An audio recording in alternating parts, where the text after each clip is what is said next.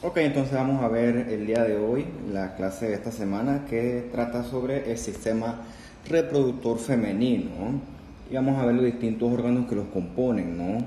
En la imagen que tenemos a la derecha vemos que está acá una cosa compleja, pero bueno, hay que abordarlo con calma, ¿no? Esto es un corte coronal eh, visto desde anterior, ¿no? Entonces tú tienes acá derecho y acá izquierdo, siendo el puntero. Vas a tener un ovario que está aquí, que el otro no está, el otro lo quitaron. Esta trompita abajo para que veas la relación del ovario con la trompa. Vamos a ver el útero, que es esto que parece como una perita. La vagina, que es este tubo, esta estructura tubular. Y aquí en esta imagen no salen, pero también vamos a ver un poquito los genitales externos, ¿no? Ahora, como siempre, esta cuestión de la histología tiene que ir casada con su correlación anatómica. Lo que sí es que la correlación anatómica yo la hago un poco vaga porque es que no termino la clase entonces, ¿no? Pero bueno, me toca hacerlo y yo creo que yo les rescato lo que siento que hasta donde yo debo llegar. Ya lo otro es cuestión de su clase de anatomía per se, y créanme que esto usted lo ve cuando da obstetricia, vuelve a repasar esto y de repente algo de gineco. O sea, es una cuestión que se sigue viendo. Bien, a nivel histológico tenemos que el sistema reproductor femenino tiene la función de producir una célula que se llama el ovocito, que el ovocito es como el progenitor de los óvulos, ¿no? Que eventualmente es el que va a ser fertilizado. Este sistema también, una vez que ocurra dicha fertilización, tiene la función de darle sostén y apoyo al futuro embrión o al embrión en desarrollo, ¿no? Los ovarios, como vimos en la clase anterior de los órganos o de las glándulas endocrinas, también tienen una función hormonal importante, una función endocrina, ¿no? Y vemos que todo esto se modifica cuando ocurre la menarca, ¿no? O la menarquia. Después usted lo lea, yo me acostumbré al término menarca, yo no sé si algunos lo han escuchado. Bueno, la menarca es la primera menstruación, obviamente de las mujeres, ¿no? Iba a decir en general. Pero bueno, la menarca es la primera menstruación, y con esta primera menstruación hay un montón de cambios que las mujeres ya deben saber, que es lo que les conlleva los cambios cíclicos mensuales. Bueno, a las que son regulares, ¿no? Cambios más o menos cíclicos que están regulados por estos ejes hormonales, de los que vimos algunas generalidades en la clase anterior. Pero no se estresen, esta cosa yo les hablo las generalidades y sobre todo la correlación histológica. Créanme que estas cositas usted las seguirá viendo durante toda su carrera, así que no lo va a afianzar. Esta clase es la histología nada más, ¿sabes? ¿Qué ocurren con los cambios? ¿Qué crece? ¿Qué disminuye? O sea, eso usted lo va a seguir viendo por mucho tiempo, ¿no? Y bueno, eso es lo bonito de esta carrera, ¿no? Que los conocimientos se van afianzando, y bueno, dependiendo de lo que a usted le guste, usted va guardando y va desechando. Por ahí me toca hablar de los fundamentos de todas estas cositas. Vamos a seguir. Bien, si tú tuvieras un ojo biónico y agarraras este ovario que está acá y lo cortaras, en verdad no, porque lo que tú estás viendo aquí son muchas fases. Por lo general es muy difícil encontrar eso. Tuvieras que encontrar una mujer condiciones muy ideales. Pero bueno, vamos a suponer que lo cortas, ¡ran! Y entonces vas a ver dentro del ovario todos estos ovocitos que hemos discutido en distintas etapas de la maduración, que nosotros vamos a ver a lo largo de toda nuestra clase, ¿no? Tienes uno primario, después ves que se llena de este líquido que es el antro, después ves cómo se eyecta, después se forma acá el cuerpo lúteo, después el cuerpo polar. Bien bonito todo esto, ¿no? Bueno, eso lo vamos a ver a lo largo de la clase con sus respectivas imágenes histológicas, ¿no? En fin, si agarras este ovario y lo cortas, ran, verás que el ovario tiene una capsulita externa afuera, ¿no? Es una cápsula que se llama el epitelio de superficie, que por lo general está cubierto por un epitelio que se define como cúbico simple. A veces el epitelio puede aplanarse un poquito, puede estar con una apariencia más aplanada, más plana simple, pero cúbico simple, dejémoslo. Y que a su vez ese epitelio, usted ve acá, está en continuidad con el mesotelio, que es uno de los mecanismos por medio del cual el ovario se encuentra anclado a los respectivos tejidos, un mecanismo de anclaje, ¿no? Bien, cuando usted lo corta, el ovario tiene su capsulita, ¿ok? Que en este caso se llama la túnica albuginea, ¿no? Aquí está, túnica albuginea, una cápsula de tejido conectivo, ¿no?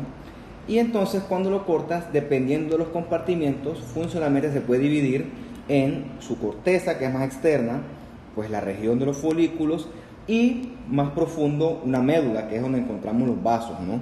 Arterias, venas, nervios, etcétera, que ya usted sabe que corresponde con un hilio. A grandes rasgos, como que todos estos órganos sólidos comparten la misma estructura anatómica e histológica, ¿no?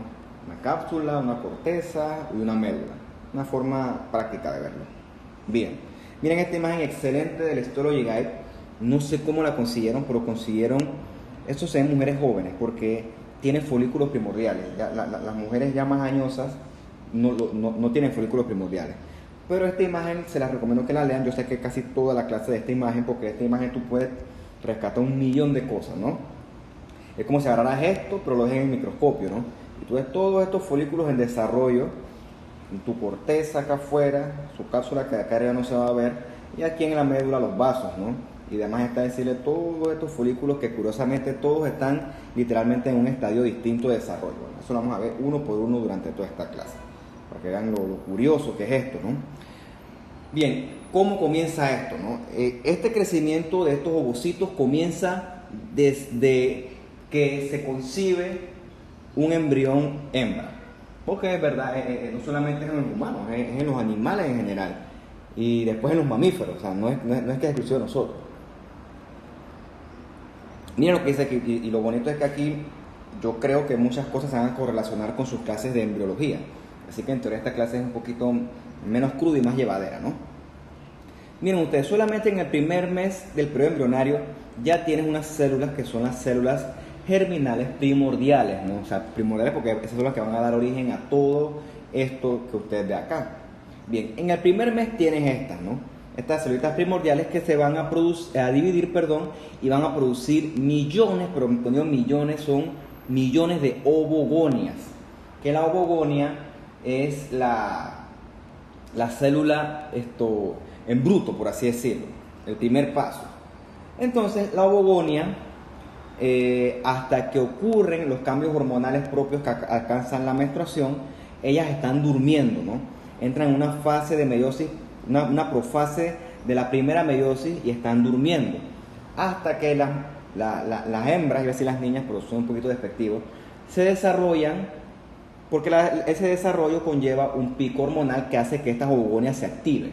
Pero hasta que eso no ocurra, por lo general ocurre 9, 10, 11, 12 años, o sea, con ciertas variaciones, cuando eso no ocurre, todas ellas están dormiditas, ¿ok? La menstruación te indica a ti que las ovogonias, por así decirlo, despertaron. Ya les he dicho a ustedes que hay millones de ovogonias. Esas ovogonias van a pasar por un proceso de selección. Las que son aptas para poder seguir madurando siguen, pero las que no, pues sufren apoptosis. ¿Ok? De todas estas ovogonias, las que sufren apoptosis pues morirán y los macrófagos se las comerán sus restos, ¿no? Pero las que sobreviven, las que son seleccionadas, van a vivir entonces en esta primera fase meiótica, en la profase, que se llama entonces el arresto meiótico. Entonces, las ovogonias que resisten esta selección van a ser llamados los ovocitos primarios, ¿ok?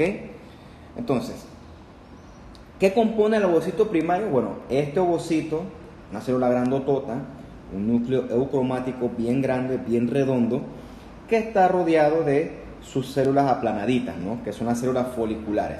Morfológicamente, la ovogonia del ovocito primario son morfológicamente idénticos. La diferencia es que la diferencia es que el ovocito primario resistió la selección y el resto que no la resistió son las ovogonias que murieron por apoptosis. Esa es la diferencia entre ellas, pero morfológicamente son igualitos. Entonces tienes aquí tu ovocito rodeado de sus células foliculares aplanaditas que la rodean, y entonces él se va a mantener así arrestado en el arresto meiótico hasta que venga ese pico hormonal con la menarca o la primera menstruación. Muy bien. Miren esta excelente imagen del Histology Guide, es la misma pero con más aumento. Yo me dije que una cosa que a mí no me gusta es hacerles leyendas, me da flojera. Yo tengo un asistente que me ayuda con esas cosas. Pero bueno, ya me di cuenta que aquí está la leyenda. Muy bien, excelente. Bueno, tú tienes aquí puros folículos primordiales, ¿ves? una célula grande, que son puros ovocitos acompañados de su respectiva teca. Perdón, de su respectiva célula folicular. Me estoy pensando en otra cosa. Si lo ves como aumento, son células grandes, núcleo cromático, bien eurocromático, de hecho está casi vesicular, tiene su núcleo prominente, o sea que es una célula activa en la síntesis de proteínas y con alta actividad transcripcional, y lo que lo rodea son entonces sus respectivas células foliculares aplanadas. Por lo general estos sujetos se encuentran a la periferia del ovario. Bien, estos son primordiales, son morfológicamente idénticos al ovocito primario, porque ya les dije, lo único que les diferencia es la supervivencia a esa selección para entrar en el arresto meiótico. Esa es la primera, o sea, esa es la diferencia fundamental. Morfológicamente son indistinguibles, y lo que sucede aquí es que esta es una paciente joven, porque en las pacientes viejas ya todos estos han sido seleccionados y la mayoría ya sufrieron apoptosis. Entonces que yo extrapolo que esta paciente de este casito es una paciente joven. Bien. Cuando las niñas nacen, bueno, las hembras animales nacen, miren esto, nacen con aproximadamente unos 680.000 folículos ováricos, de esto, con 680.000. Ya les dije que habían nacido con millones de ovogonias, ¿no? Al primer trimestre hay millones de ovogonias. Bueno, en ese interín hay selección de las apropiadas, y de esos millones, 680.000 sobrevivieron y entraron entonces en la fase esta del arresto meiótico. ¿Ok? Entonces no crecen porque entran en ese arresto, en esa fase así de detenimiento. ¿Ok? Cuando las niñas nacen, todo este conjunto se llama la reserva ovárica. Cuando llegan a la pubertad, o sea, literalmente cuando llegan a la menarca, con todos estos cambios hormonales, de estos 680.000 ocurre otra selección y aproximadamente sobreviven 460.000.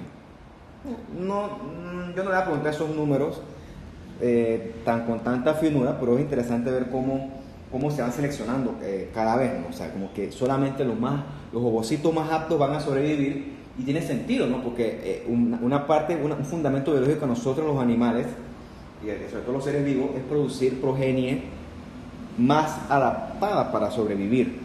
O sea que aquí solamente se va a poder crear un embrión de lo mejor de lo mejor. O sea que todos estos que mueren es porque no eran los mejores. Interesante, ¿no? En este punto, estos que murieron van a sufrir un proceso que se llama la atresia. Y las mujeres van a seguir teniendo atresia hasta el final de la menopausia. O sea que la selección más rigurosa, los que sobreviven van a avanzar en el ciclo ovárico, y los que no van a sufrir atresia hasta que ya finalmente la mujer entra en la menopausia, en la que hay un descenso de los picos hormonales y ya no ocurre la ovulación como tal.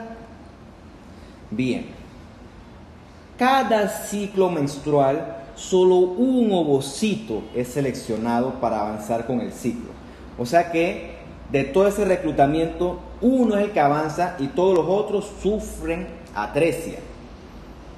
Eso quiere decir que, calculando un poquito para ustedes que les gustan tanto los números, si una mujer se desarrolla, por decirles algo, a los 10 años y su menopausia es a los 45, 50 años, más o menos en promedio, tu vida fértil o tu vida reproductiva es de unos 30 a 35 años.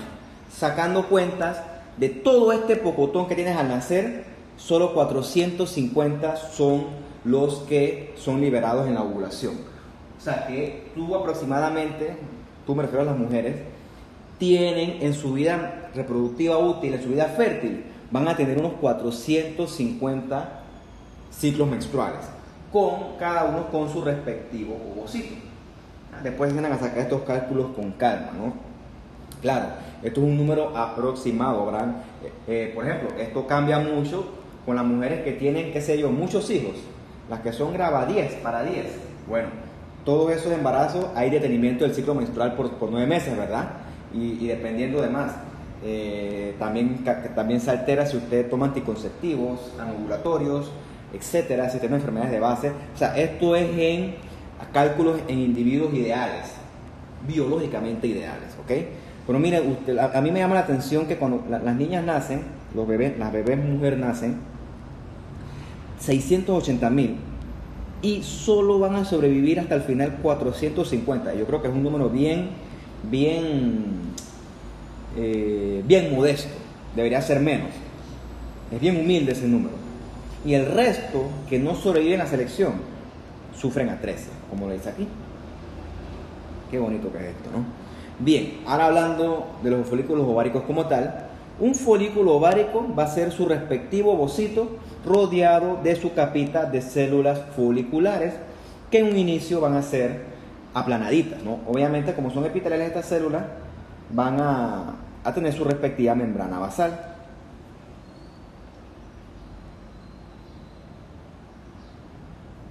Vamos a ver eso de epiteliales. Yo no estoy muy...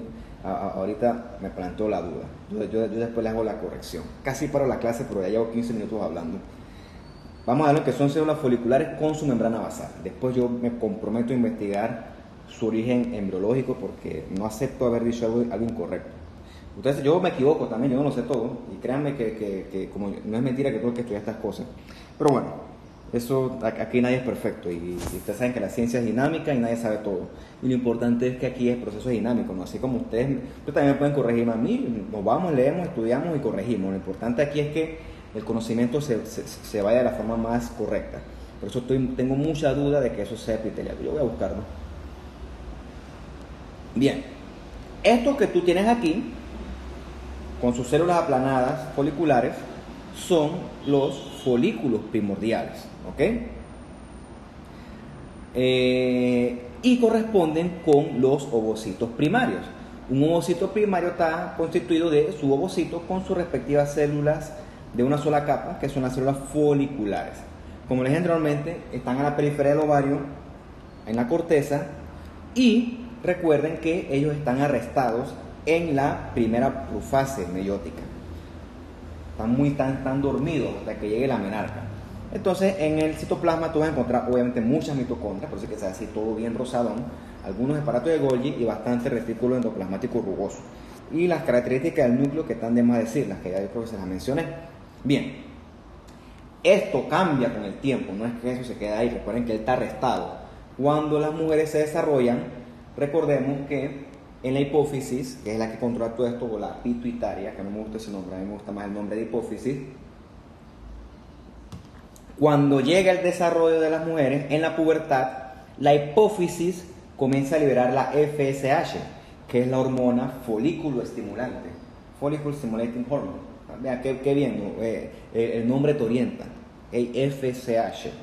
Y entonces, cuando ocurre ese disparo de FSH, algunos folículos primordiales son reclutados y algunos son los que van a comenzar a crecer, los que son más capaces, los que son más adaptados para.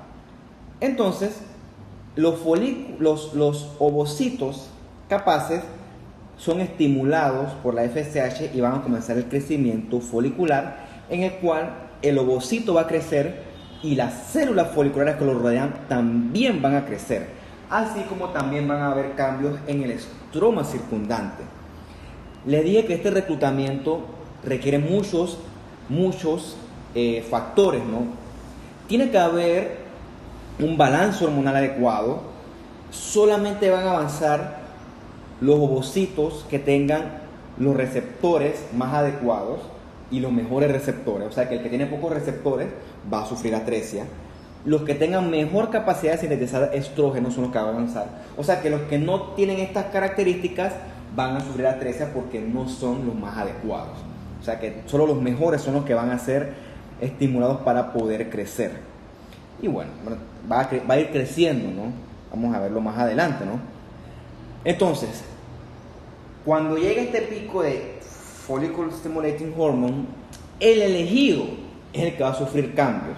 Y entonces el ovocito va a crecer, va a haber un aumento en la síntesis de todos los organelos, las mitocondrias, los retículos rugosos, los Golgi, y entonces también van a aparecer gránulos en su citoplasma, ¿no? Le dicen gránulos corticales que van a contener sobre todo proteasa.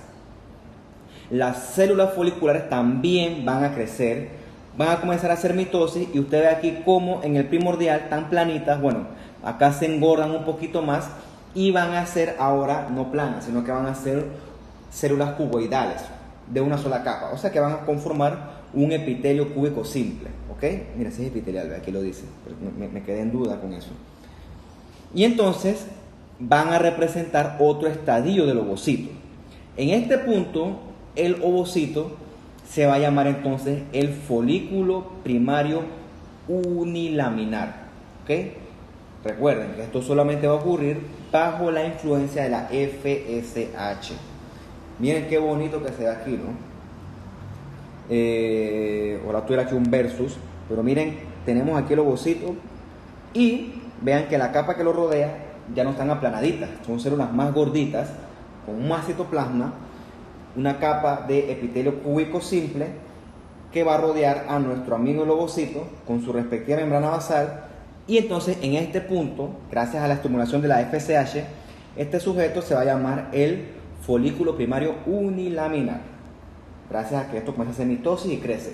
También el estroma sufre cambios, pero el estroma no va a mejorar todavía. Bien, hasta ahí no sigue la cosa sigue aumentando, ¿no? Y entonces con el sostenido la estimulación sostenida, de la FSH, nuestras células foliculares que rodean el ovocito van a seguir dividiéndose y ahora están a formar un epitelio de muchas capas, o sea, un epitelio estratificado. Cuando comienza la estratificación, cambian y ahora se van a llamar las células de la granulosa. Por eso me pongo muy enojado cuando me quieren decir que la célula, la de la piel, la llaman capa granulosa. No, eso está mal, se llama capa granular. Las del ovario son una capa granulosa. Un problema, sobre todo con los dermatólogos, es una cosa que no se puede. Cuando nuestras células de la periferia se dividen y forman este recubrimiento estratificado, el folículo cambia de nombre y ahora se llama un folículo primario multilaminar. Es un nombre adecuado porque ya tiene más de una sola capa. Antes era unilaminar, ahora es un folículo primario multilaminar. En estos puntos ocurre otro cambio, ¿no? Entre nuestro amigo el ovocito y su recubrimiento de granulosa comienza a aparecer esta cosa rosada que lo rodea, una capa rosada, bien eosinofílica.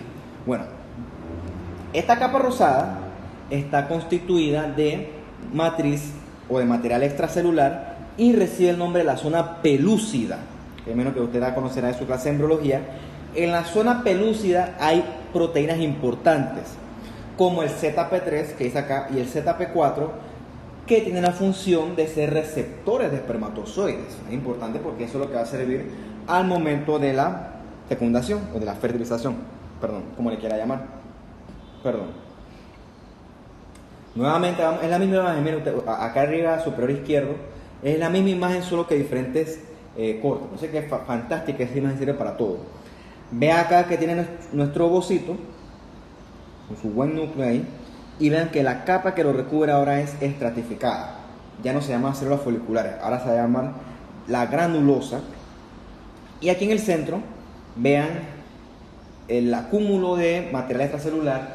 Aquí no se ve tan bien como en la imagen anterior, que va a formar entonces la zona pelúcida, que va a tener proteínas ZP3 y ZP4 para funcionar de receptores para los eventuales espermatozoides. En este punto nuestro amigo se llama el folículo primario multilaminar, porque tiene muchas capas su granulosa. Bien, a la aplicación médica, a lo que le da sentido a esto, ¿no? Muchos de ustedes ya conocerán el síndrome de ovarios poliquísticos, ¿ok? En el síndrome de ovario poliquístico tienen muchas causas, eso es más del arte de los ginecólogos, no es mi arte, pero vean cómo están estos ovarios llenos de quistes, ¿no? Bueno, eso tiene que ver con alteraciones en el crecimiento de los folículos que hemos visto hasta este punto de la clase. Los folículos crecen mucho y algo que crece mucho y tiene recubrimiento epitelial es un quiste y tiene contenido en su interior, se forman quistes, ¿no? El problema es que estos quistesotes no son adecuados para la fertilización. Por eso es que el paciente que sufre de esto es infértil, porque estos folículos crecen mucho pero no son adecuados para recibir espermatozoides. Por eso es que estas pacientes son infértiles. O sea, estos foliculitos no maduran adecuadamente. Es una enfermedad multifactorial que usted conocerá en gineco. Yo no voy a... Eso no es mi área. Y bueno, ¿no? Teorías dicen que es porque se crean muchas hormonas de tipo masculina, que en este caso son los andrógenos, ¿no? Y esos andrógenos alteran todo esto y por lo tanto la fertilización se ve adecuada. Por eso es que la triada que describen de esto son pacientes con hirsutismo. Hirsutismo es que tienen crecimiento excesivo de los vellos de todo el cuerpo, se llama hirsutismo con H, y son pacientes que están más gordillas, obesidad es lo que describen, ¿no? Entonces siempre hablan de que, bueno, yo me lo aprendí así en su momento y no se me ha olvidado, que la triada del ovario poliquístico va a ser hirsutismo, obesidad, hirsutismo por el exceso de andrógenos, obesidad porque hay un desbalance hormonal y la infertilidad porque estos folículos primarios no se desarrollan adecuadamente, crecen en un desbalance hormonal y no son adecuados para ser fertilizados. Entonces cuando tú abres estos ovarios llenos de quistes, esos quistes no sirven para su propósito, que era la reproducción, no sirven para eso. ¿Cómo se corrige esto? Bueno, eso tiene que ver con infertilidad, etcétera. Es una cuestión hormonal. Yo no soy experto en eso, así que se lo dejo para su clase de gineco en el futuro, que esperamos que sea próximo. Bien, ahora sí vamos a hablar del estroma, ¿no? Ya hablamos de lo que ocurría con el ovocito y su granulosa, etcétera. Bueno, ¿qué ocurre afuera de ellos? Bien, el estroma que rodea a nuestro ovocito en crecimiento, pues también crece. Y ese estroma crece y va a formar una estructura denominada la teca folicular. La teca folicular, a su vez, tiene dos compartimientos, ¿no? ¿Cómo les digo yo?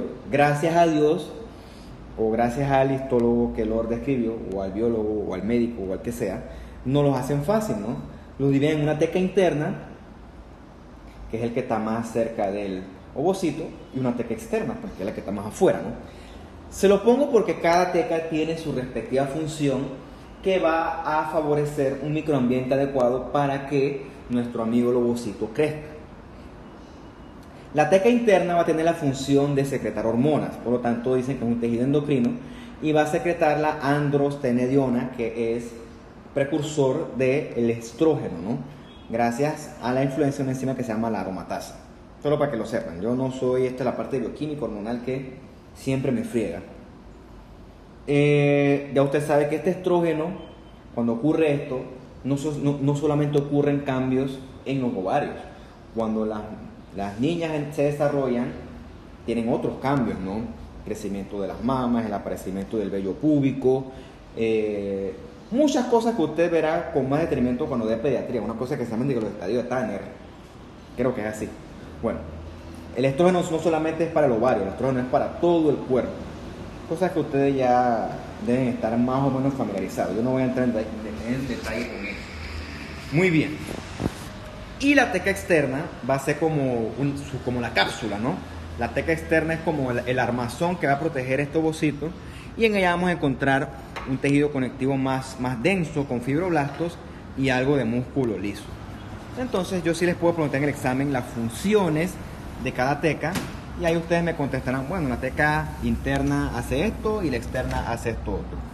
Entonces, para que ustedes vayan entendiendo, o sea, vean que como todo esto es como una máquina perfecta, ¿no? A veces es hasta abrumador lo perfecto que es. Sigamos. Bien. Bueno, la estimulación se sostiene todavía, ¿no? Porque el disparo hormonal es grande y es no menospreciable. Y el folículo sigue creciendo. Y en este punto, cuando él sigue creciendo, ya estaba en la corteza y se va movilizando más profundo dentro del ovario. En este momento, la granulosa comienza a secretar fluido, ¿no? Lo ven aquí, mira, tú tienes la granulosa ya multilaminada. O sea, tienes aquí, ya no puedes ni contar las capas que tiene, es una cuestión realmente estratificada. Y entonces estas células granulosas van a comenzar a secretar líquido, que se llama el fluido folicular. Eventualmente ese fluido folicular va a ser como una especie de piscina. un espacio que va a coalescer o a fusionarse y va a crear esta media luna que yo creo que usted la conoce ya, que se llama el antro. Bueno, el antro aquí está chiquitito, pero el antro sigue creciendo, creciendo, creciendo, porque la granulosa sigue secretando, secretando, secretando. Bueno, eso lo vamos a ver más adelante. Pero sepa que el fluido de la granulosa se va a unir y va a formar entonces nuestro antro. Tengo dudas de eso si es epitelial, porque en la práctica nosotros, cuando tú le mandas inmuno, hasta donde yo sé la granulosa no debe marcar queratinas. Bueno, me ha tocado investigarlo yo para mí, ¿no? Ya... Bueno, eso es lo importante de esto, ¿no? O sea, siempre poner las cosas en duda. Después yo lo investigo y si viene al caso se los comento. Porque hay tumores que se originan de esto también y tienen otros marcadores distintos a los tumores de la superficie de epitelio del ovario. Bueno, eso es patología. Eso después, si a ustedes les interesa... Bueno, yo no lo hice ese curso, así que no creo. Bueno, cuando se forma un antro discernible, que es una piscinita de líquido o de fluido folicular dentro de la capa de la granulosa, en este punto, a nuestro amigo, el ovocito, a nuestro amigo el folículo, que es el nombre correcto, se le va a llamar el folículo antral o el folículo, pues, secundario. ¿Okay? Vean la piscinita aquí de antro, vean cómo está rodeado él de su respectiva teca. Aquí nada más es discernible quizás la interna, ¿no? La externa está más no se ve en la imagen. Y vean el ovocito, miran, aquí se ve bien bonita la zona pelúcida, ¿no? Recordemos con la ZP3 y la ZP4. Bien. Nuevamente, no es de la misma imagen del Histology Guide, pero vean cómo se cumple aquí lo que él dice. Ya nuestro folículo antral está más profundo, no está pegado a la corteza. Vean cómo vean la piscinota que tiene del antro, que está formada por fluido folicular que me secretan las células de la granulosa. Vean que aquí ya está más grande. Vean acá la zona pelúcida, se ve mejor. Pero eso se estima en por está bien bonita. Cada vez que veo estas cosas me chuzo. Es bien bonito verlas con tanto detalle. De verdad que es una maravilla poder estudiar ahorita con imágenes digitales. Es una maravilla. Sueñas tú con poder ver eso al microscopio. Esto es ciencia, esto es arte. Y entonces es tan arte que hasta se puede ver las tecas, ¿no? La teca interna, con su función endocrina, al final del día de producir el estrógeno, y la teca externa, ¿no? Con su fibroblasto y su músculo liso. Mira, son las pelosas, qué bonita que se ve. La verdad es que tú no tienes idea lo importante que es estudiar con esto. Esto sí, estudiar con cosas tan bonitas a otro nivel. Si lo quieren ver, el análogo es cuando la gente agarra las radiografías y las ve así contra la luz del techo. Eso es del pasado, eso no se hace ya. Las placas ya no se imprimen, las placas tú las ves en un sistema con software, en una computadora. O sea, igual los CATs tampoco se imprimen, eso se ve en un sistema y tú lo manipulas y tú manipulas las densidades. Por Dios, estamos en otros tiempos, ¿no? Entonces qué bueno que la histología también haya adoptado eso, y miren cómo cambia de ver placas desteñidas, burbujeadas, en microscopios de obviamente mala calidad, porque bueno, el microscopio que yo tengo en mi puesto cuesta como unos $25,000. Ese es pero digo, no va a costar, la universidad no se va a costear para 25 estudiantes un microscopio de $25,000 para cada estudiante, ¿no? O sea, eso no es rentable. Entonces, yo sé que los microscopios que ustedes usan son de una calidad que la verdad es que, por eso es que yo dije laboratorio no, porque me voy a frustrar y voy a decir cosas que me pueden comprometer. Así que miren muchachos, estamos en la época digital. ¿Y qué pasa? El estudiante de medicina lo que hace es que se pone a pelear contra el microscopio. En vez de ver lo que tiene que ver, se pone a pelear que si la vista le molesta, que se marea, que la espalda le molesta, que no sabe cómo enfocar. Yo no tengo tanta paciencia para esas cosas. Y créanme que al final del día, usted dice que queda viendo, pero no ve nada porque chuzo. Pero con esto es una belleza. Miren ustedes cómo se ve el antro, cómo se ven las células granulosas, cómo se ve la corona radiada, que ahorita les voy a enseñar, cómo se ve la zona pelúcida y cómo se ven las tecas. ¡Wow! Impresionante esto, la verdad. De hecho, hay cierta ventaja con ustedes porque no sé cómo me iría en personal pero aquí también me influye la calidad del data show. Eso es una cosa que yo enfrentaba antes, porque yo tengo aquí en la imagen digital esta, en el iPad, se proyecta muy bien, pero cuando conecto el data show, todo borroso, todos los colores alterados, yo, no, me loco. Y a veces me dan unos data show de que sin cable HDMI. Yo, ¿cómo tú no vas a tener un cable HDMI en el 2020? Loco? ¿Qué pasa? Tú me estás casi que faltándome al respeto a mí como profesor. Pero bueno, si yo les dijera, bien, la verdad que es que vi la imagen y me quedé impresionado, como que chuleta. ¿Qué tiempo estamos viviendo nosotros con esto? Bien, miren ustedes el antro cómo ha crecido, un antro inmenso. Y lo curioso es que seguimos en la misma imagen. O sea que si yo fuera su profesor de laboratorio, con esta sola placa nos vamos, porque es que es suficiente con esta sola placa. Pues el antro sigue creciendo, porque las células de la granulosa siguen secretando más fluido folicular. En este punto, alrededor de nuestro amigo el ovocito, se forma una montañita de células de la granulosa. Esa montañita se llama coloquialmente el cumulus oforus. Es una palabra en latín. ¿Qué significará en español? Si a alguno le interesa, lo busca y me dice. Una palabra fancy, ¿no? Que el cumulus oforus es como un dedito que protruye hacia el antro, ¿no? Aquí también se ve, la cosa es que acá hay mucho más líquido, ¿no? Bien. Recordemos entonces que la zona pelúcida que la teníamos va a formar junto con la granulosa una estructura que va a rodear el ovocito. Esa estructura se llama la corona radiada, porque recuerde usted que la fecundación no se da en el ovario. El ovario es como la escuelita del futuro ovocito, pero ese ovocito tiene que salir a la trompa, que es por lo general donde se da la fecundación. Pero eso solamente va a ocurrir cuando este ovocito esté lo suficientemente entrenado y lo suficientemente capacitado. Entonces, esta corona radiada, que está compuesta de algo de granulosa y es una pelúcida, es como la armadura del ovocito. Es como su Space Shuttle, es como el SpaceX de él. Yo digo el SpaceX y no se burla. Bueno, este va a ser el SpaceX de él. Si él sale sin esto, se muere en la atmósfera. Este va a ser el transbordador de él, así es como yo lo veo. No, si ustedes se regresan de mis clases, para eso, ¿no? Para que usted la viva la clase. Yo la vivo, yo cuando veo esta cosa yo me emociono, porque a mí me gusta esto. Es más, yo quisiera que a mí me dieran 3 horas por clase, o sea 6 en total, para yo poder hablar bien con los estudiantes, porque yo siento que la histología es muy amplia. Para resumirla en 4 horas semanales, muy poquito, pues entonces yo tengo que agarrar el material y apiñárselo o reducírselo, y eso no me agrada mucho. Pero bueno, no, ni modo, yo no puedo ir en contra de las políticas de la universidad. Ahí sí me quedo amarrado de brazos y pies. Y mira, la teca también se ve bien, ¿no? La capa interna no es tan discernible porque bueno, pero está ahí, ¿no? Capa externa sería esta, con su músculo liso. Sigamos. Bueno, en esta, acá tiene la corona radiata, porque siempre a los gringos les gusta sus cosas en latín.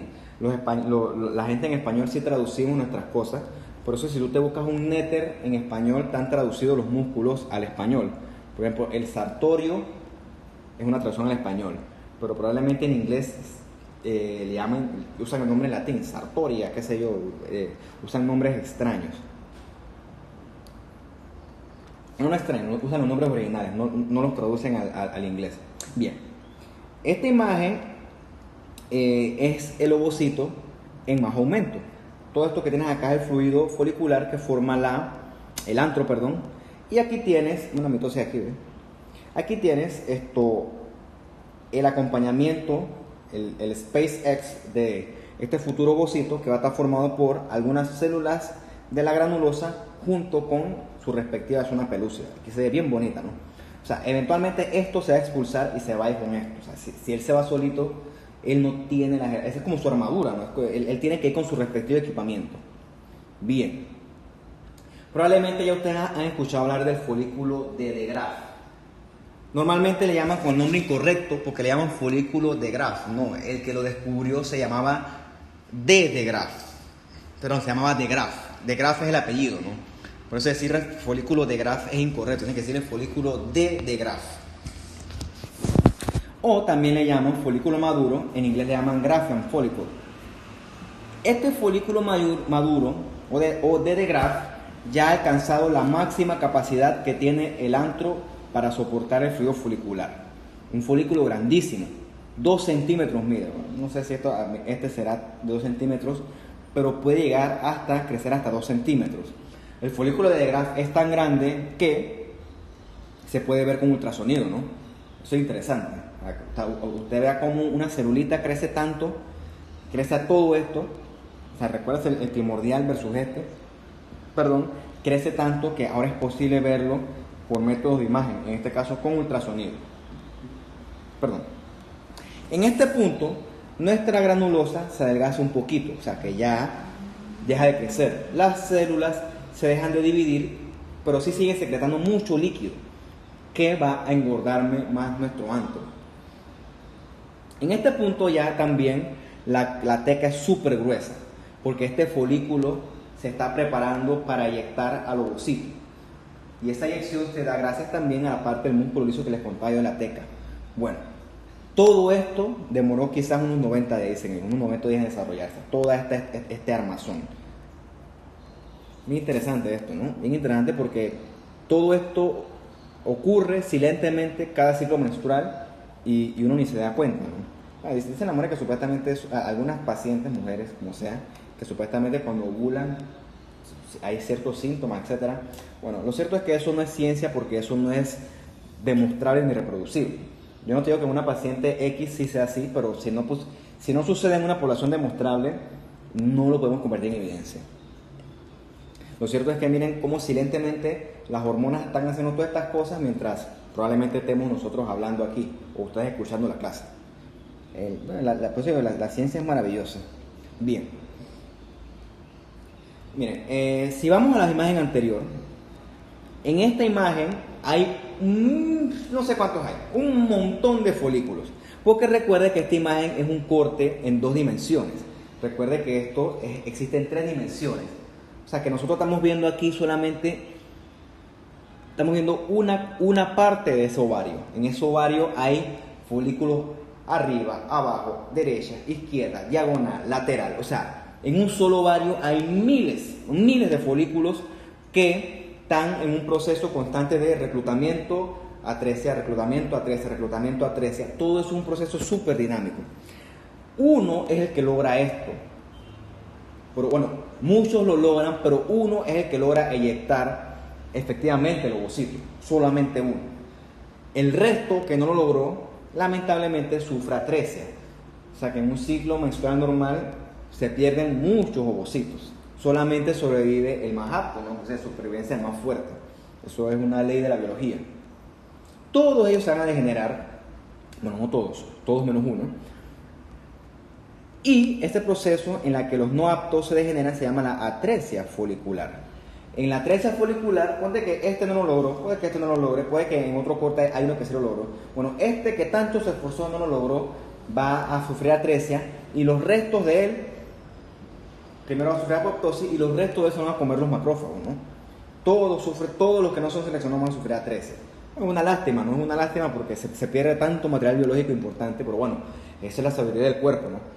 Porque si no hacemos esto, la mujer va a ovular más de un ovocito y con eso vienen los problemas, ¿verdad? Usted se puede imaginar qué pasa si la mujer ovula más de un ovocito, ¿ok? Eso se lo dejo a su investigación personal. Lamentablemente el folículo que no lo logró, su granulosa va a comenzar a hacer apoptosis, su ovocito, pobrecito, va a autolizarse y su zona pelúcida todo se va a desarmar. Es cuando uno ve en YouTube los videos de cómo hacen la demolición de los edificios. Bueno, así mismito, como si fuera una bomba en todo este ovocito, ¡boom! Todo se cayó. Y bueno, ¿no? Como todo se destruyó, bueno, vienen los macrófagos y todo esto se lo comen. Es una lástima, ¿no? Pero bueno, es la sabiduría del cuerpo. Da lástima cómo todo lo que yo les he hablado ahorita, que van 44 minutos, cómo la mayoría de ellos se mueren. Qué tristeza. Bien, en este proceso de reclutamiento atresia, recuerden que habían como 400 y tantos de ovocitos que llegaban hasta la menopausia. O sea, Cuando se acaban esos periodos, ya se acabó y punto. La menopausia comienza cuando más o menos ya va a haber menos de 1000 folículos, ¿ok? En ese momento recuerden que ya la estimulación hormonal va a estar muy reducida. En ese punto eso ocurre más o menos a los 40 años. Y llega un punto en el que ya definitivamente se acaba. Muy interesante esto, ¿no? Bien, recuerden que todo esto tiene que ocurrir con una debida estimulación hormonal. Todo esto va a ocurrir durante el proceso que coloquialmente se llama la ovulación. O sea, el crecimiento del folículo primordial hasta que el ovocito seleccionado es eyectado para la respectiva fertilización. Bueno, ese proceso se llama la ovulación. Eventualmente, el ovocito seleccionado, recuerden que tiene que abandonar el ovario. Bueno, ese ovocito va a proyectarse en la superficie del ovario y va a crear como una espinillita contra la superficie del ovario. O sea, va a protruir a través de la capa que ya les mencioné yo, la túnica albuginia, y va a crear como una... Hay una imagen bonita ahora, si no me equivoco. Como si fuera una espinillita que protruye entonces de la túnica albuginia.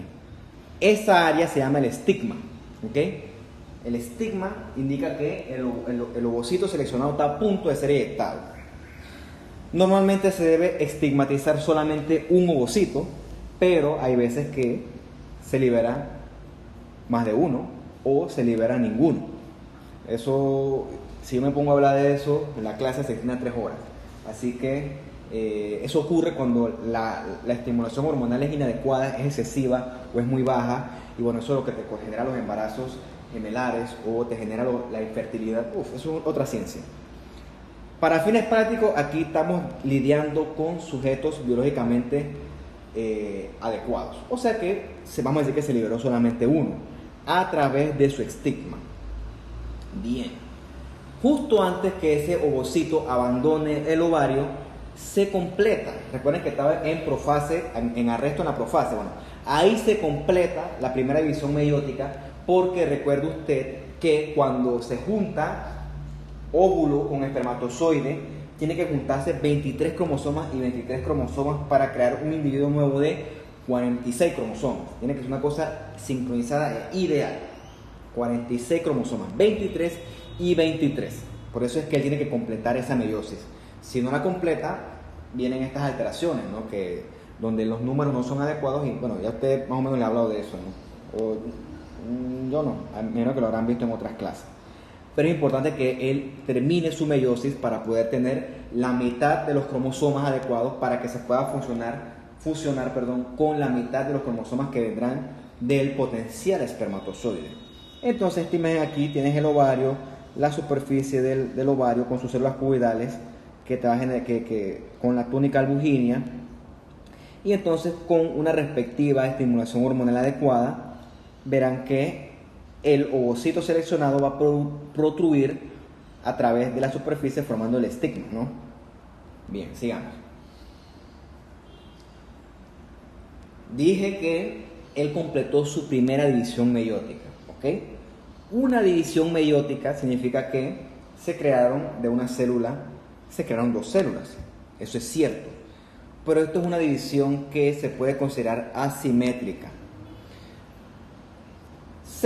Tienes aquí tu ovocito y entonces tu ovocito se va a crear uno que va a seguir el camino y se va a crear otro que no va a seguir el camino. Bueno, ese que no sigue el camino se va a llamar el primer cuerpo polar. Y el que sigue el camino de la fertilización en este momento se va a transformar entonces en el ovocito secundario, como dice aquí. Ya está en el secundario y acá tienes el First Polar Body o el primer cuerpo polar. El primer cuerpo polar no es viable. Y el primer cuerpo, cuando el primer cuerpo polar es identificable, eso te indica a ti que hubo una ovulación. Bien. Luego de eso, el ovocito secundario ahora entra en una segunda meiosis. Yo no voy a entrar en detalle con eso porque eso es más de embriología, porque eso es un poquito complicado, también es de biología. No voy a entrar en detalle de eso, porque en esa segunda meiosis él va a entrar en otro arresto.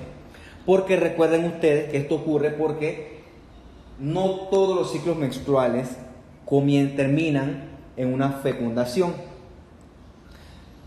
De hecho, la mayoría no termina en fecundación. Entonces el ovocito tiene que arrestarse y solamente va a proceder si se completa la fertilización. Si no, toda nuestra maquinaria se cae y entonces viene la menstruación, que dicen algunos profesores míos que es como un fracaso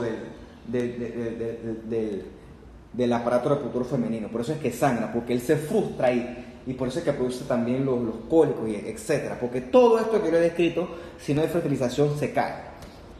Y entonces dicen que el útero se frustra, es la frustración del útero. Así lo describen de forma coloquial. Bien, en este punto es que él va a esperar la fecundación del respectivo espermatozoide. ¿Ok? Mencionando un poquito más de las hormonas, ya habíamos discutido a la LH o la hormona luteinizante, ¿no? La hormona luteinizante también, aparte de la FSH, también va a tener un papel fundamental en todo esto que yo les estoy describiendo, ¿no?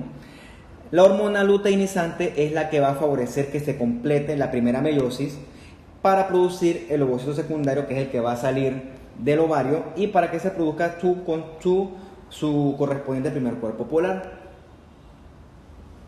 La LH es la que también va a estimular a que la granulosa produzca el fluido folicular que va a formar el futuro antro, ¿no? Y también es la que va a producir una serie de sustancias, prostaglandinas, etcétera, que va a favorecer a que se disuelva esa barrera entre la sangre y el folículo. O sea, esas sustancias son las que van a ayudar a que nuestro foliculito, nuestro ovocito cuando forma el estigma, pueda disolver la túnica lujínia, porque saben que eso es tejido.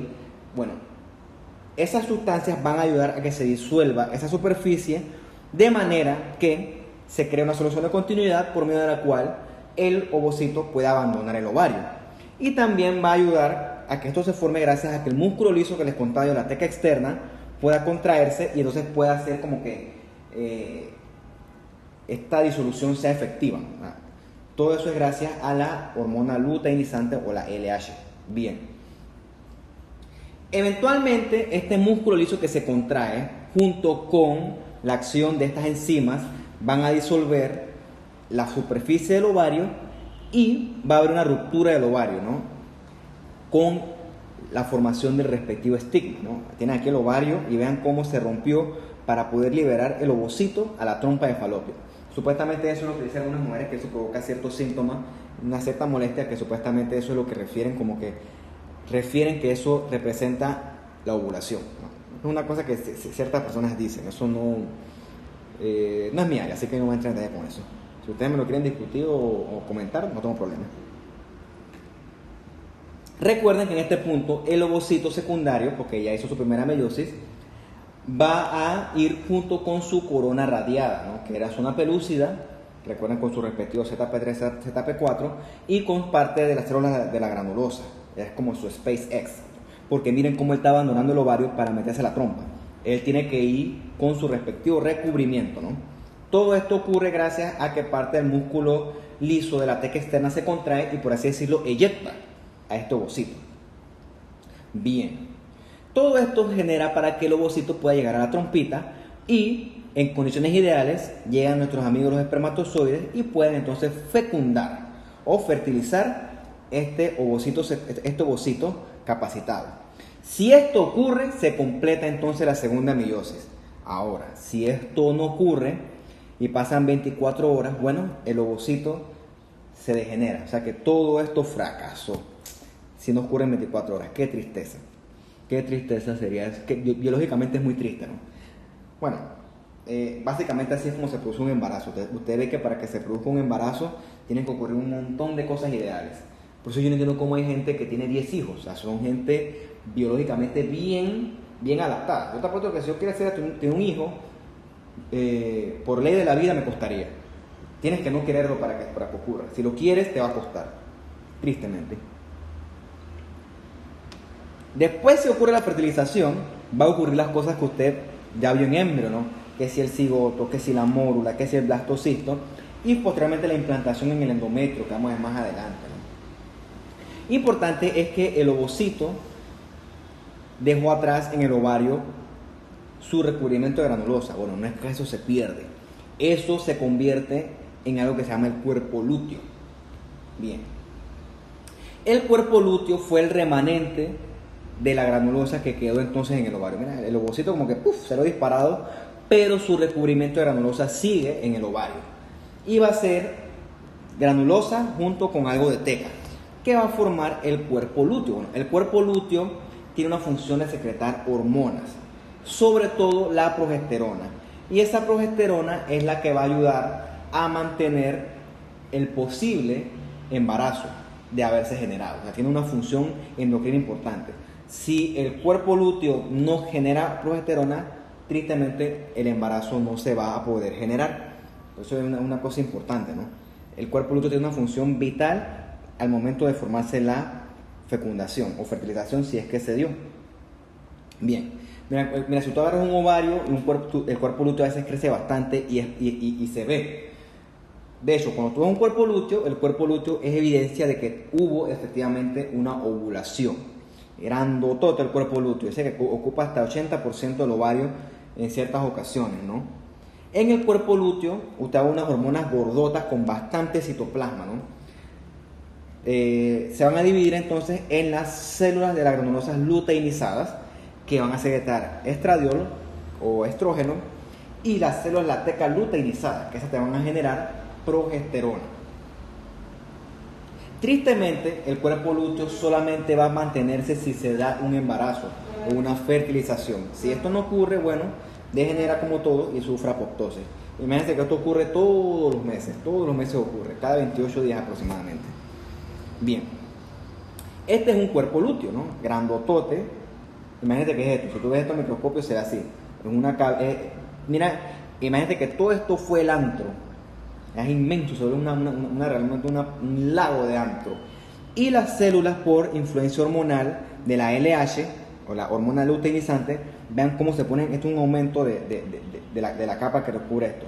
Vean cómo se ponen de gordototas, así, bien, bastante citoplasma eosinofílico. Bueno, ahí tú vas a encontrar células luteinizadas, tanto la granulosa como la teca, que, como dice la diapositiva anterior, van a tener la función de secretar estradiol y progesterona, que van a servir para mantener ese embarazo, ¿ok? O sea, sin esto no hay embarazo, no se mantiene el embarazo, perdón, y curiosamente sin embarazo no se mantiene esto. Bien. Eventualmente nuestro cuerpo lúteo se va a degenerar, eventualmente, ¿no? Y entonces eso ocurre cuando tristemente no hay fecundación. El cuerpo lúteo que se degenera se va a llamar cuerpo albicans o cuerpo blanco, albicans de blanco. Entonces, eso ocurre porque hay un bajón de progesterona, porque no se dio el embarazo, y esto es lo que va a causar la menstruación, que literalmente es la caída de toda esta maquinaria, tristemente, muy tristemente. Cuando esto ocurre, pues todo lo que yo les he hablado comienza de nuevo, por eso se llama un ciclo, es un ciclo, o sea, termina y terminando va comenzando de nuevo. El cuerpo lúteo, toda esta gran cosa grandotota, se degenera y hay fagocitosis, ¿no? Se crea como una cicatriz, fagocitosis de las células, y todo esto que usted ve aquí blanco es una cicatriz literalmente conformada de fibroblastos. Es una cicatriz que recibe el nombre de cuerpo albicans. Cuando tú ves el cuerpo albicans, eso te indica que la paciente tuvo un cuerpo lúteo que degeneró, o sea, fue una paciente que fue fértil. Ya esto no tiene mayor función. Si hay un embarazo, el cuerpo lúteo cumple parte del aporte hormonal, pero eventualmente esa función se va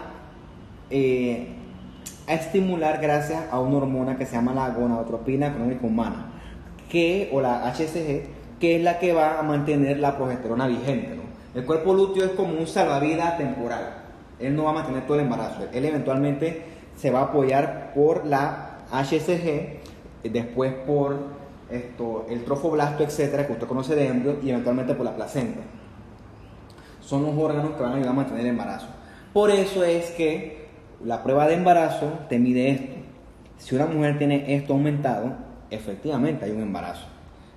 ¿Okay? Se mide en sangre la beta-HCG. Si esto está aumentado, eso es evidencia de que hay un embarazo. Bien, eso con respecto a nuestros ovarios. Ya tristemente el ciclo se repite y pasa, todo eso que yo dije pasa cíclicamente todos los meses hasta la menopausia. Qué bonito que es todo esto, ¿no? Bien, sigamos entonces con los oviductos, ¿no? Los oviductos o trompas uterinas o trompas de falopio son estos tubitos que usted ve aquí, derecho e izquierdo, que están en íntima relación con el ovario, ¿no? Anatómicamente el oviducto tiene sus porciones, ¿no? Aquí en relación con el ovario tiene estos deditos que se llaman las fimbrias, que están en contacto con el ovario, que es por el medio del cual se va a transportar el ovocito secundario adentro de la trompa. Es como unos deditos, ¿no?, que abrazan el ovario y son como los puentes para que el ovocito pueda pasar la trompa. Bueno, se llaman las fimbrias y se encuentran en el infundíbulo. Si sigues la trompa, viene otra región, que se llama la ámpula, que por lo general es donde se dan los embarazos ectópicos. Luego viene el istmo, que es más delgadito, y hay una región que entra al útero, que se llama la región uterina o intramural. Si tú ves una trompa al microscopio, la cortas, un corte axial, ves que la trompa está llena es como un laberinto, ¿no? Unos pliegues que forman un laberinto. Y bueno, se llaman así. La trompa también tiene una capa muscular bien gruesa y afuera, como ven aquí, va a tener un recubrimiento de serosa. Esta mucosita de la trompa va a estar representada por un epitelio cilíndrico simple, que va a tener cilios, y esos cilios van a tener la función de movilizar fluido hacia el útero, y eventualmente si ocurre un embarazo, va a tener la función de movilizar el óvulo fecundado hacia adentro del útero, que es donde se da la respectiva implantación. Células ciliadas son importantes. Y vamos a encontrar otras células en la trompita o en el epitelio de la trompa que se llaman las células secretoras o las células PEG cells, que no tienen cilios, son más chiquitas y tienen la función de secretar moco, de manera que lubrican, de manera que se pueda dar el transporte adecuado de lo que está dentro de la trompa hacia adentro de la cavidad uterina, una función del secretar moco. Si lo vemos como un aumento, verás que acá hay un epitelio cilíndrico simple, ves los cilios acá y tienes estas células que son más gorditas, sin cilios. Esas son las células PEG o las PEG cells, ¿okay? Tienen la función de secretar moco. Y acá ves los pliegues de la mucosa que forman esta estructura que recuerda un laberinto. Y la capa muscular gruesa de la trompa, y aquí no se ve, pero debería tener una serosa que la recubre, ¿okay? El oviducto tiene la función pues de transportar el potencial ovocito fecundado hacia su respectivo implantación, que va a ser en la cavidad uterina. Todo esto ocurre gracias a una función hormonal importante que capacita entonces a los cilios, capacita a las PEG cells y también capacita el músculo liso para contraerse, de manera que movilizará esto hasta su respectiva implantación. También dentro de la trompa se van a secretar, como dice aquí, ciertos factores capacitantes que van a aportar a que la fecundación se mantenga, ¿no? Como que van a crear un microambiente adecuado para que se pueda proteger este óvulo nuevamente fecundado. Bien. Las trompas por lo general se ligan y eso es un método bastante frecuente de esterilización o de anticoncepción.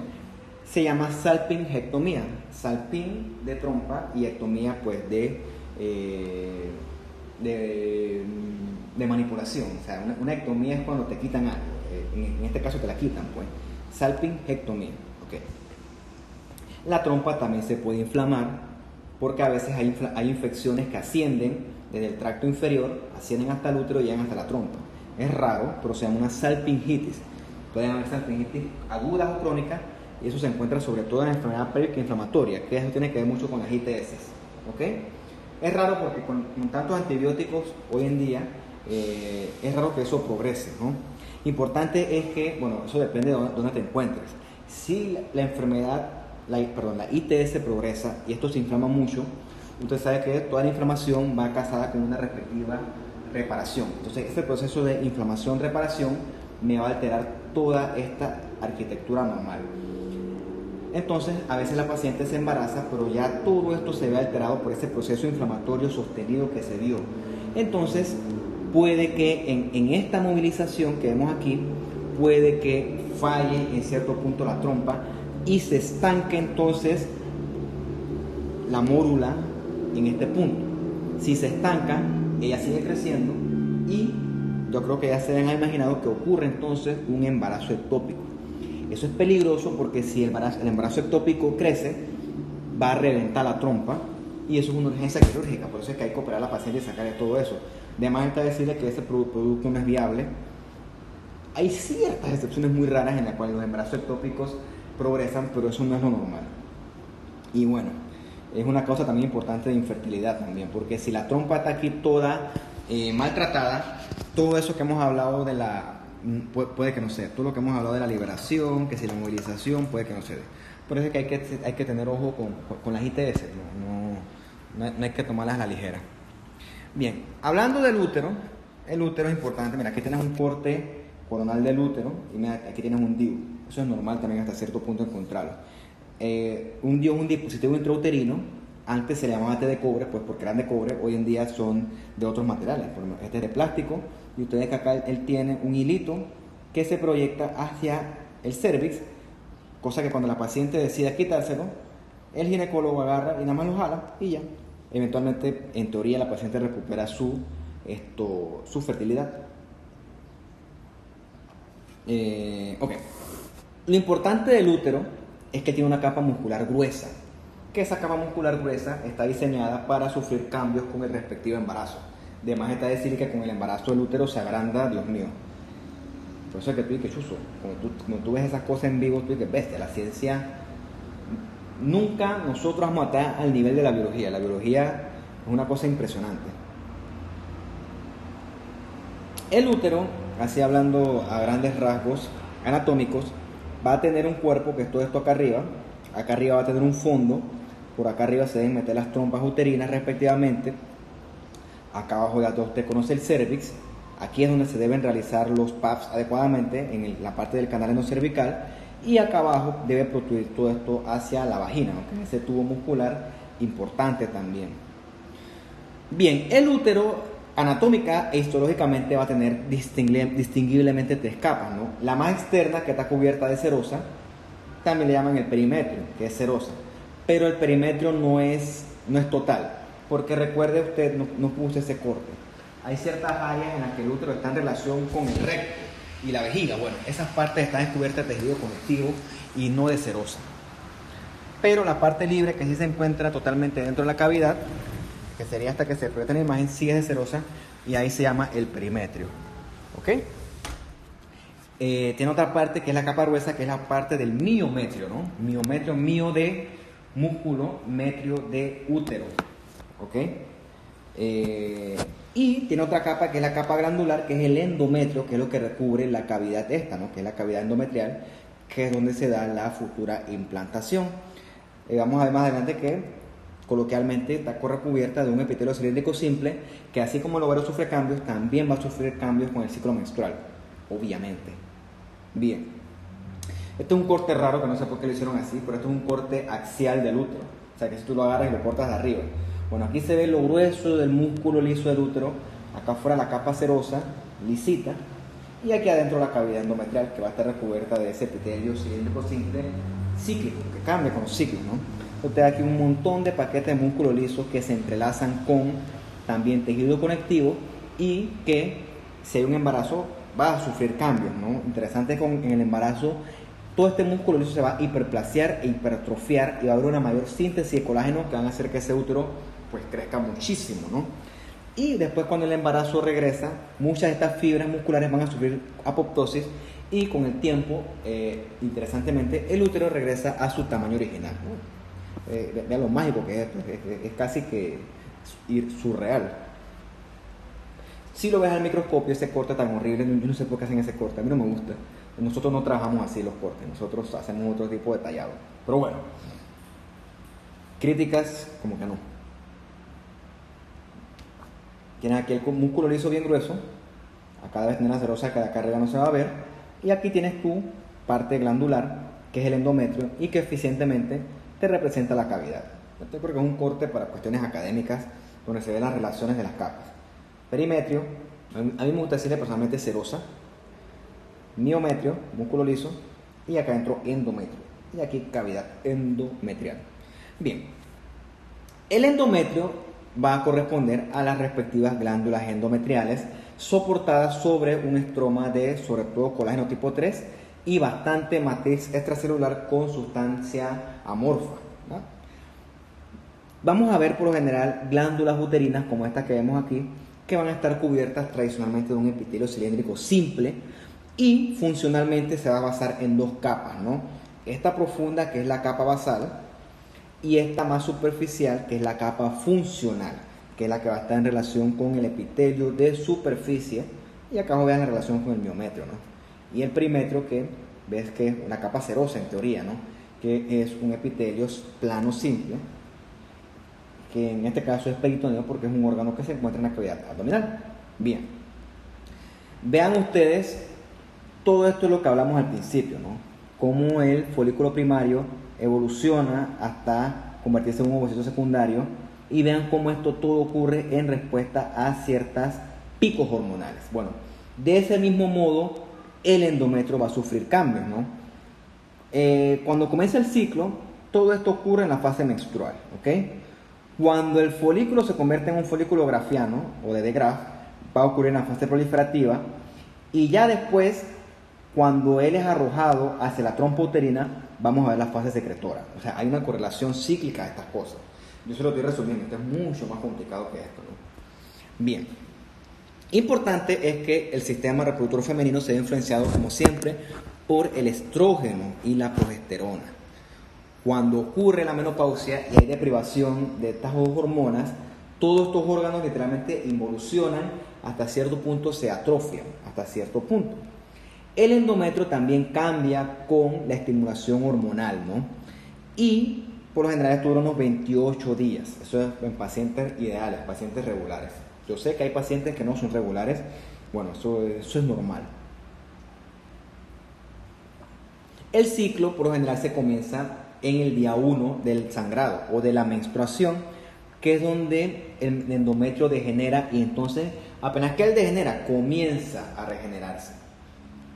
Y nosotros en el endometrio reconocemos por lo general 3 fases: la fase menstrual, después la fase proliferativa, que es esta que está aquí, y después la fase secretora. Nuevamente vean cómo se correlaciona cada fase del endometrio con cada fase del ovario. Bien, antes de hablar de cada fase, vamos a ver una cosa que se llama la endometriosis. La endometriosis es el crecimiento de glándulas endometriales fuera del endometrio. Miren, usted aquí tiene un colon, ya usted sabe el epitelio del colon, no se lo tengo que decir. Y vean que aquí, más profundo, llegando ya casi a su mucosa y en la capa muscular por acá abajo, hay glándulas endometriales. Interesante. ¿Cómo llegaron a esas glándulas endometriales ahí? Bueno, hay muchas teorías. Supuestamente dicen que es porque hay cierto reflujo menstrual que se da a través de las trompas y eventualmente como que siembra tejido endometrial en otras partes. Eso es teórico, ¿ok? El problema es que estas glándulas, así como las que están dentro de la cavidad endometrial, con los respectivos ciclos menstruales también sufren cambios. O sea, que crecen, se disgregan y se degeneran. Y sangran también. Y esto es lo que te provoca síntomas.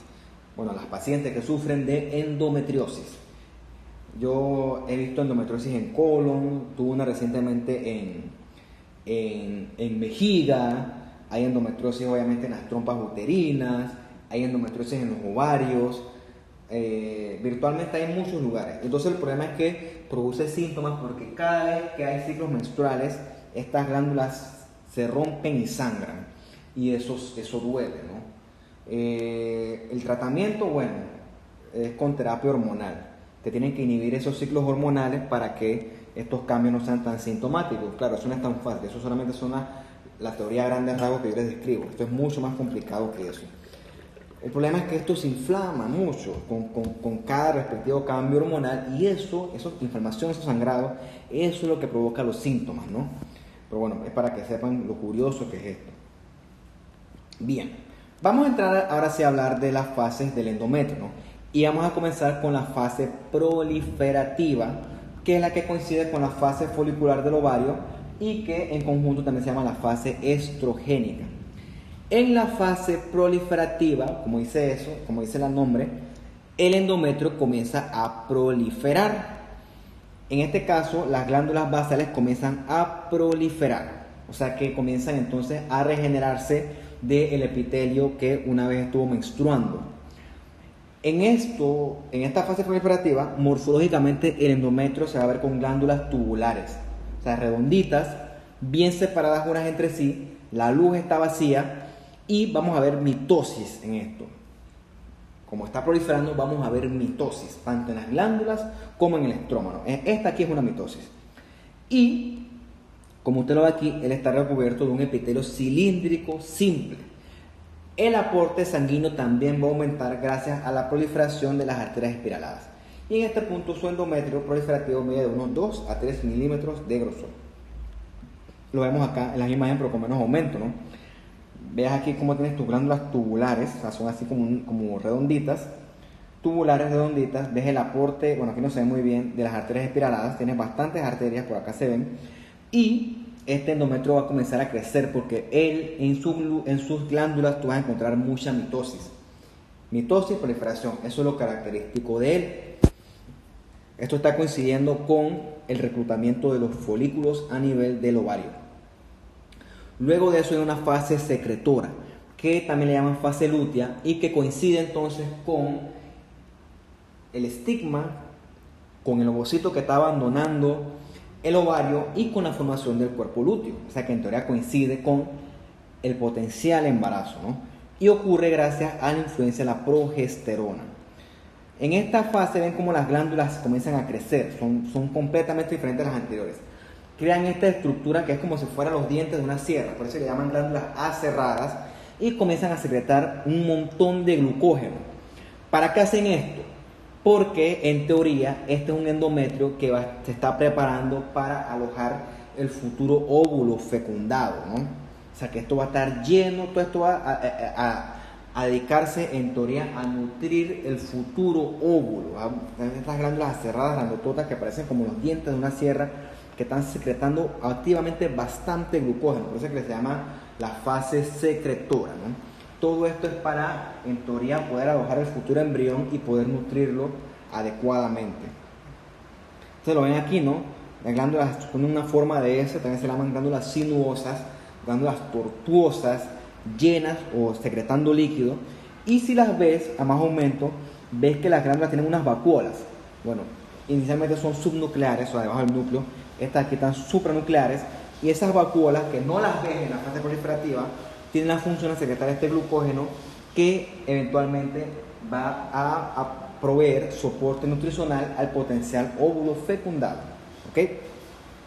Tristemente, si todo esto fracasa, tanto esfuerzo para que fracase, bueno, este endometrio va a entrar a la fase menstrual, que por eso le dicen que es como una frustración del útero, ¿no? Y esto va a coincidir con la regresión del cuerpo lúteo por la deprivación de estrógeno y sobre todo progesterona. ¿Qué ocurre en el endometrio menstrual? Bueno, las arterias espiraladas van a dejar de aportar sangre, o sea que el útero, por así decirlo, entra en como una especie de isquemia por deprivación de la sangre. Por eso es que también, eso es una teoría de por qué se producen los cólicos, una de las teorías, ¿no? Se produce hipoxia porque hay menos aporte sanguíneo, a mí me gusta más el término isquemia. Va a haber inflamación, ya que estas células van a llamar a mediadores inflamatorios, citoquinas con leucocitos, y esos van a degenerar con enzimas como las colagenasas que van a degradar toda esa matriz. En teoría, esa inflamación y esa isquemia produce ciertos síntomas, cierto dolor. El endometrio de arriba es el que se destruye, o sea, el funcional. Lo bueno es que el basal sobrevive, y gracias a ese endometrio basal que sobrevive es que se generan entonces los nuevos ciclos. Y así nos vamos. Bien, ya para concluir casi, el cervix usted lo conoce a la perfección. Yo tengo que nada más aquí mencionárselo, ¿no? Usted sabe que el cervix va a tener una parte externa, que es el exocervix, que es epitelio escamoso, estratificado, no queratinizante, y una parte interna, perdón, que es el endocervix, que es epitelio cilíndrico simple, que secreta moco. Y entre estos dos se crea la unión escamo columnar, que es donde se deben realizar los PAPs, que es donde se ven los famosos coilocitos en caso tal de que lamentablemente haya posible atipia viral, que hoy en día es súper común, ¿no? Bueno, eso es otra cosa. Importante es que el cervix no sufre cambios con los ciclos menstruales, ¿okay? El cervix se mantiene igualito. Y bueno, ya los otros se lo leen con calma, ya esta imagen es profética, ya ustedes se lo saben de memoria, ¿no? Bueno, estos son los coilocitos, ¿no? Los coilocitos son células con atipia viral. Nosotros no vemos el virus en el microscopio. Recuerden que el virus, me decía un profesor mío, que el virus tiene el tamaño de una pelota de fútbol y la bacteria tiene el tamaño del estadio. O sea, la bacteria es chiquitita. La bacteria tú la ves en los PAPs de este tamaño. Es una cosa chiquitita al lado de una célula epitelial escamosa. Ahora usted se imagina esto versus un virus, no. Por eso es que los virus se ven son cambios virales en la célula. Entonces la célula, este es el clásico coilocito. Núcleo grande, hipercromático, membrana irregular. A veces hace binucleación y hace ese característico espacio perinuclear. Esas son las características así a modo grueso de el coilocito, que son células escamosas con atipia viral, tristemente.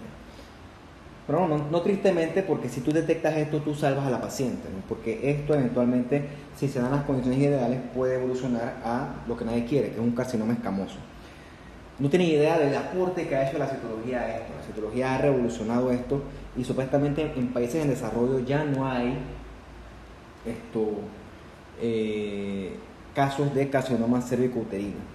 O sea que es un cáncer prevenible, porque lo cierto es que el VPH es casi imprevenible. O sea, potencialmente, a menos que tú tengas de que una sola pareja que no haya tenido más contacto con más parejas, o sea, una cosa extremadamente ideal, a menos que se dé eso, todos estamos en riesgo de padecer VPH el resto de nuestras vidas.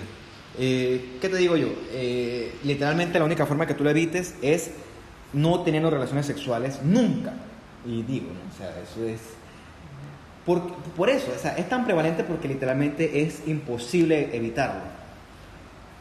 Hasta hablan de gente que si tú compartes, por ejemplo, de que las toallas, que si tú compartes los baños, hasta eso dicen que es por potencial vía de transmisión. Inclusive hablan de que si el hombre usa preservativo, las áreas no cubiertas por el preservativo son potencialmente infecciosas. O sea que es una cosa que eso es un virus moderno.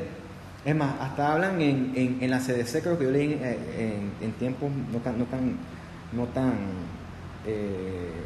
remotos, que una VPH es un indicador de que la paciente en este caso ha tenido relaciones. O sea, te quiere decir que literalmente todas las pacientes que han tenido relaciones tienen VPH hasta que se demuestre lo contrario. O sea, estos son los virus modernos, los virus que son inevitables. Así como nosotros evolucionamos, los virus también evolucionan. Bueno, la ventaja de ese virus es que sí tenemos que vivir con él, pero se puede prevenir gracias al PAP. El problema del PAP es la cobertura que existe con el PAP. Supuestamente en Panamá hay una cobertura del 21%, o sea que ese resto del 79% sí está en potencial riesgo de sufrir este tipo de neoplasias que tristemente pueden evolucionar hasta cánceres metastásicos, ¿no? Bueno, son cosas de salud pública, es un tema súper bonito, súper interesante y súper que nos corresponde a todos los médicos, ¿no? Porque usted cuando ve, por ejemplo, en lugares apartados, no es el médico el que hace los PAPs, es a veces la enfermera o el técnico de enfermería o el personal de salud en general. Entonces, si tú haces un PAP, no es pasar una espátula en la zona de transformación y ya, vaya para allá. O sea, tú tienes que entender por qué lo estás haciendo. Lo estás haciendo porque tú estás tratando de aportar un bien a la salud pública en general. Créeme que poder prevenir un cáncer es una cosa maravillosa. Pero bueno, esto es un tema que se presta para una clase de 3 horas o más. De hecho, ahí en el servicio estamos dando una especie de curso en el que te hablan todas estas cosas, ¿no? Toda la importancia de esto, cómo prevenirlo, cómo se identifican. Es una ciencia como tal. Pero bueno, el VPH llegó para quedarse, ¿no? Esa es mi conclusión con ustedes. Así que sepan que es una cosa que si tú no puedes ser un médico actualmente sin conocer el VPH, lo siento. Bien, finalmente la vagina es epitelio escamoso, estratificado, no queratinizante. A diferencia del cervix, no tiene glándulas. Es una forma de identificarlo, ¿no? Verá que las células tienen un espacio blanco grandotote. Es porque ellas están llenas de glucógeno. Y ese es el mecanismo que la vagina utiliza para poder deshacerse de potenciales patógenos. Recuerde que la vagina, como la boca, como el intestino en general y sobre todo el colon, tiene una flora normal habitual. Lo que genera las infecciones estas un poco desagradables son los desbalances hormonales, porque la vagina tiene su propio método de regularse. Ella agarra este glucógeno que producen las bacterias que son residentes de ahí y lo convierte en ácido láctico. El ácido láctico, como todo buen ácido, disminuye el pH, o sea que pone la vagina más ácida y de esta manera mata a los potenciales invasores. Por eso es que no recomiendan hacer duchas vaginales, porque la ducha vaginal lo que hace es que te barre esto, te altera el pH y entonces los potenciales patógenos llegan y colonizan la vagina y te provocan esas vaginosis que son desagradables, que realmente no son ITS como tal, sino que son evidencias de que hay un desbalance de pH en ese punto. Por eso es que no se recomienda. O sea, la vagina es inteligente, tiene su propio mecanismo para evitar estas cosas, que es un mecanismo que no debe ser despreciado. Recuerda que el cuerpo humano, entre más tú lo estudias, más te das cuenta lo inteligente que es. Y bueno, ya para terminar, externamente, hablando un poco de anatomía, tú tienes acá el vestíbulo con sus respectivos labios menores, que recuerda que en los labios menores no encontramos folículos pilosos, ¿no? Son una de las pocas áreas donde hay piel sin folículos pilosos y sí vas a encontrar glándulas sebáceas, ¿no? Tienes acá las glándulas accesorias, que son las glándulas de Bartolino. Por acá está la uretra. Es importante recordar esta imagen porque cuando tú colocas una sonda a una mujer es bien difícil. Eso es una cosa que trauma. A mí me traumaba porque muchas veces tú metes la sonda por el orificio de la vagina y no por la uretra. Es difícil de encontrar, por eso es que la práctica hace al maestro, ¿no? La verdad es que es una cosa que yo nunca puedo dominar. Por suerte yo no tengo nada que ver con eso actualmente. Los labios mayores, que sí son piel queratinizada como tal, y el clítoris, que está acá arriba, que es el tejido eréctil, que usted sepa que es el homólogo embriológico del pene en el hombre. Ese es el homólogo embriológico. Bien. Finalmente, las mamas tienen como la arquitectura histológica bien parecida a lo que nosotros vemos en las glándulas salivares mayores. Son glándulas que se ramifican en unidades más sencillas y que tienen un ducto que eventualmente llega al pezón. En las mamas, fuera de esas unidades que, como dice aquí, no son túbulos alveolares, si no se acuerda que eso, vaya a ser la tableta de los epitelios, de las glándulas en este caso, y ahí revisa que es una glándula tubo alveolar y verá que esto, ¿no? Son glándulas que tienen entonces un ducto. Y entonces en el estroma que la soporta tú vas a encontrar bastante tejido adiposo y vas a encontrar que la mama va a tener septos de tejido conectivo denso que la divide a su vez en lóbulos. Recuérdense, bien parecido a la arquitectura que observamos nosotros en las glándulas salivares mayores. Todos entonces estos unidades tubuloalveolares van a tener su propio ductito que se llama el ducto lactífero, que va a proyectarse hasta el pezón, con la función de producir leche en el caso de que haya un potencial embarazo, ¿no? Bien. Antes de la pubertad, antes de que exista este estímulo hormonal tan fuerte, literalmente las mamas de los hombres y de las mujeres son igualitas. Van a estar compuestas de unidades prácticamente rudimentarias. Cuando en las mujeres hay ese pico de estrógeno que produce el ovario, ustedes saben en cuál teca, en la interna, ese pico de estrógeno va a hacer que la mama comience a aumentar de tamaño porque se comienza a acumular grasa. Y entonces los sistemas de ductitos también se van a comenzar a desarrollar. Y se van a comenzar a formar más unidades ductales con sus respectivos lóbulos, ¿no? Entonces, estos ductitos, que son los senos lactíferos, van a estar rodeados o revestidos de un epitelio cúbico de más de una capa, estratificado, ¿no? Y las unidades como tal van a estar rodeados de un epitelio cúbico también estratificado, ahora se los enseño, y lo importante es que van a tener sus células mioepiteliales, similares a las que encontramos en la glándula salival, que ya usted sabe que esta célula mioepitelial va a tener una función contráctil que es, en determinado caso, favorecer la eyección de la secreción de estas glándulas, que en este caso esta secreción pues es leche.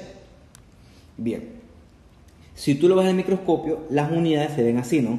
Glandulita, glandulita, glandulita, glandulita, con su respectivo ducto. Entonces, el ducto está revestido de un epitelio cúbico estratificado y la mama va a estar en un estroma con tejido fibroso y bastante grasita. Ups. Y cuando lo ves con más calma, ves que las unidades como tal son epitelio estratificado y tienen estas células que las rodean, que son unas células con un espacio blanco, ¿no? Aquí hay una, aquí hay una, aquí hay una. Estas son las células miepiteliales, que son las que van a tener la función de contraer la mama si hay que eyectar, en teoría, su respectivo pues, contenido. Bien. Hay bastante músculo liso alrededor de los ductos. Este músculo liso se va a contraer para poder eyectar dicho producto, ¿no? Dicha leche. Hablando un poquito del pezón, el pezón está recubierto de piel.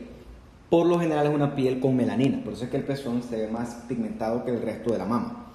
También vamos a encontrar ahí también bastantes glándulas sebáceas con bastantes nervios, por eso es que es un área bien sensible. Y ves cómo se continúa, la imagen es la mejor que encontré. La piel del pezón es continua con los ductos lactíferos, por eso es que y se abren a la superficie, que es por donde va a ser eyectada la futura leche. Recuerden que tiene melanina y que también aquí hay bastante músculo liso. Eso es lo que hace que el pezón se pueda contraer y pueda adquirir una conformación tipo eréctil. Bien, durante el embarazo la mama crece mucho, ¿no? Gracias a la acción hormonal, nuevamente el estrógeno, progesterona y otras hormonas que usted conocerá a lo largo de su carrera, como la prolactina y el lactógeno placentario, ¿no? Esto hace que las unidades secretoras proliferen. ¿Ok? Vean aquí cómo se ve como más densa la organización de las glándulas, ¿no? Pero sí se mantiene sus células mioepiteliales, lo que prolifera es la estratificación del epitelio, ¿no? Va a tener un poco más de capas. Importante es que también va a haber algo de inflamación por algo de linfocitos y plasmáticas. Son cambios normales durante el embarazo. Ya les explico la importancia de esto, ¿no? Eventualmente, cuando el embarazo termina, ya más o menos a las 37, 38 semanas, 39, 40, depende de cómo termine,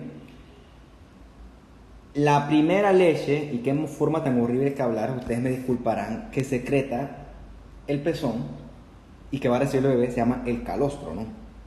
Calostro, apréndanse esa palabra, calostro, que es la leche que va a estar más rica en proteínas y leucocitos. Por eso es que los leucocitos acá son importantes saber que existen. Es importante porque supuestamente esa leche va a estar llena de inmunoglobulinas y es uno de los mecanismos originales por el medio del cual se transfiere inmunidad al bebé desde la madre. Recuerden, el calostro es la primera leche, que es la que va a estar más rica en todos estos nutrientes que el bebé necesita. Vean acá los ductos cómo están. Esto es una glandulita dilatada y lo rosadito adentro es leche. De este momento no se ve el epitelio muy bien, pero eventualmente todo esto converge a este ducto, que es el ducto lactífero. Eventualmente este ducto lactífero converge al seno lactífero y eso conecta con la piel del pezón. Y a partir de ahí es que se va a eyectar este famoso calostro. Ven acá, tienen puras glandulitas que adentro están rosaditas. Bueno, todo eso es leche. Bien, ya para terminar, la mama. Esto que usted ve aquí es una mama con tumor. El tumor más común de la mama a nivel mundial y también aquí en Panamá se llama el carcinoma ductal infiltrante. Es el más común y es un tumor bien malo porque hace metástasis, coloniza ganglios y se va a los pulmones, se va al cerebro, se va a los huesos. El tumor como tal no es tan malo, el problema es su capacidad de hacer metástasis. Entonces, todo médico tiene que saber que el tumor más común de la mama es el carcinoma ductal infiltrante, porque adivinen qué, el tumor más común a nivel estadístico es el cáncer de mama, tristemente. ¿Okay? Nadie quiere, eso es una cosa que nadie quiere saber de eso, pero bueno, es una realidad. Esto que usted ve que es un carcinoma total infiltrante, ¿no? Vea cómo las células se están metiendo en el tejido conectivo, y es un tejido conectivo bien fibroso, ¿no? Se llama desmoplasia, que es una respuesta del estroma a estas células que están fuera de control. Bueno, el crecimiento de esa desmoplasia es el que genera una masa palpable. Por eso es que hablan de la palpación, etc. Pero lo malo es que cuando tú te palpas una masa, no estás comenzando, ya estás bien avanzado. El problema, ya le dije que esto hace metástasis, ¿no? Y lo importante es que el tratamiento de esto incluye cirugías radicales que se llama la mastectomía, mastec de mama, ectomía de resección, para llevarse todo el tumor, ¿no? Eso es súper común en el oncológico. Bueno, ya además está las recomendaciones, pero sí quiero que sepan con esto que el más común es el carcinoma ductal infiltrante, ¿ok? Creo que esto es la última, muchachos. Espero que la clase sea de provecho.